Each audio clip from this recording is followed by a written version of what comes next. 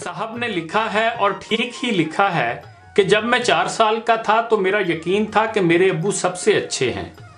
जब मैं 6 साल का था लगता था मेरे अब्बू सब कुछ जानते हैं।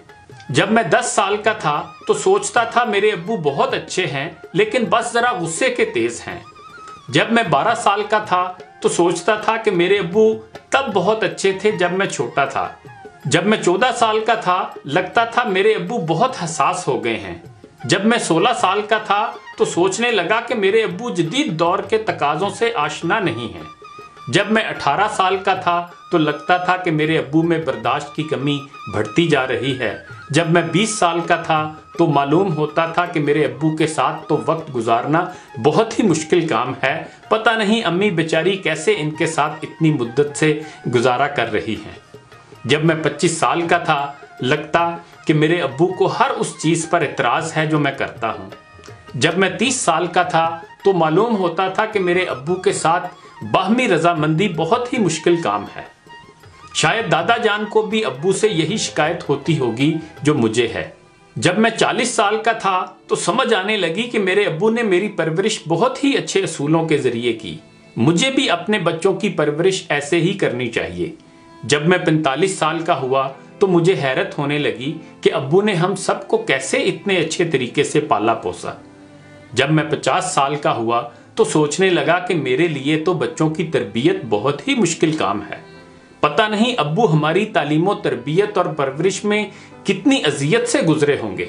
जब मैं 55 साल का हुआ तो ख्याल आने लगा कि मेरे अब्बू बहुत दाना और दूर अंदेश थे और उन्होंने हमारी परवरिश और तालीमो तरबियत के लिए बहुत ही जबरदस्त मंसूबा बंदी की थी।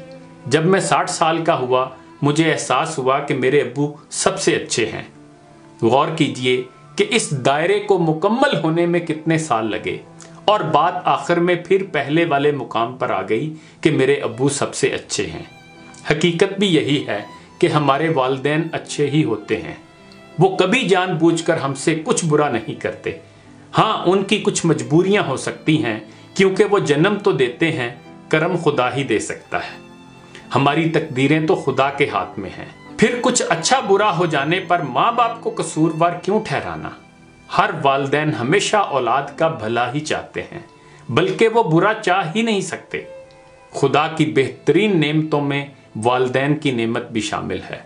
दुनिया में आपको तकरीबन सब कुछ दोबारा मिल जाता है, लेकिन वालिदैन का नेमुल बदल दोबारा नहीं मिलता। वालिदैन से बढ़कर कोई खैर खा, कोई दोस्त, कोई गमखार दोबारा कम ही मिलता है। लेकिन अफसोस हम में से बहुत से लोग इस नेमत की बरवक्त कदर नहीं करते और फिर इस नेमत के छिन जाने पर सारी उम्र पछताते रहते हैं। आइए हम अपने वालिदैन से बेहतरीन सलूक करें, उनके सामने उफ तक न करें, उनकी खूब खिदमत करें कबल इसके कि बहुत देर हो जाए। अल्लाह करीम उनका साया हमारे सरों पर सलामत रखे।